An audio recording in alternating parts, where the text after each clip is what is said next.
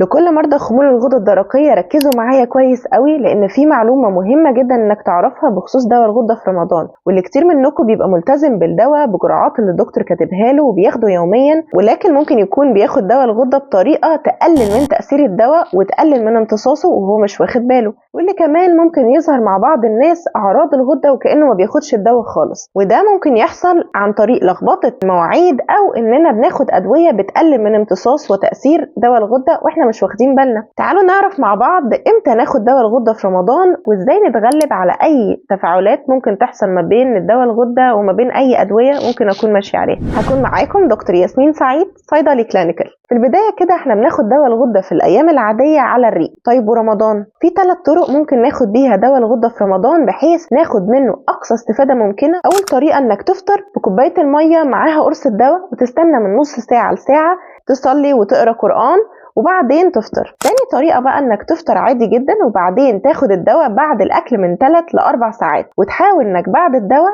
تستنى من نص ساعة لساعة ما تاكلش فيهم حاجة خالص. تالت طريقة بقى لو تقدر تبدر السحور 3 ساعات بحيث قبل الفجر تاخد قرص الدواء مع كوباية المية، وبعد كده انت كده صايم. خدوا بالكم كويس قوي، لو انتوا ماشيين على ادوية بتحتوي على كالسيوم او مغنيسيوم او حديد، او لو ماشيين على نظام غذائي والدكتور كاتب لك اي دواء بيحتوي على مادة الاوريستات، لازم تسيب وقت ما بين دواء الغدة وما بين الادوية دي مدة لا تقل عن 4 ساعات، وده عشان الادوية دي بتقلل من امتصاص وفعالية دواء الغدة. اكتبوا لي في الكومنتس ايه افضل ميعاد بيكون مناسب بالنسبة لك انك تاخد فيه دواء الغدة في رمضان. لو استفدت من الفيديو لايك وشير عشان تفيد غيرك، ودمتم في احسن حال وصحة وراحة بال. ما تنساش انك تشترك في القناة وتفعل زر الجرس عشان يوصلك كل جديد.